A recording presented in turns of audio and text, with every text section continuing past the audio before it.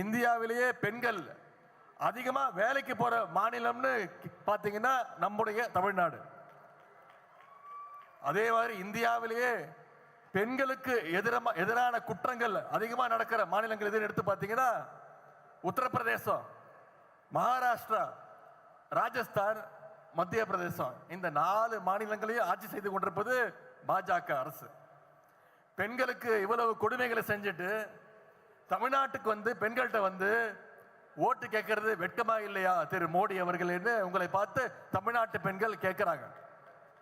இப்படிப்பட்ட பாசிஸ்டுகள் தமிழ்நாட்டுக்குள்ள வந்தாங்கன்னா மகளிருக்கும் பாதுகாப்பு இருக்காது, நம்முடைய மாநிலத்துக்கும் பாதுகாப்பு இருக்காது. இப்ப கூட பெண்களுக்கு பேருதவியா இருக்கக்கூடிய 100 நாள் வேலை வாய்ப்பு திட்டத்தை எப்படியாவது முடக்கணும்னு ஒன்றிய அரசு முயற்சிக்குது.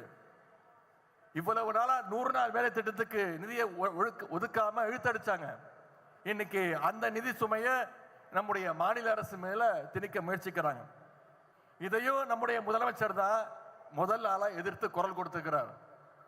ஆனா நம்பர் 1 அடிமை திரு எடப்பாடி பழனிசாமி அதற்கும் ஒன்றிய அரசுக்கு இன்னைக்கு முட்டு கொடுத்துட்டு இருக்கிறார். முரட்டு பக்தர் கேள்விப்பட்டிருப்பீங்க, முரட்டு தொண்டர் பார்த்திருப்பீங்க.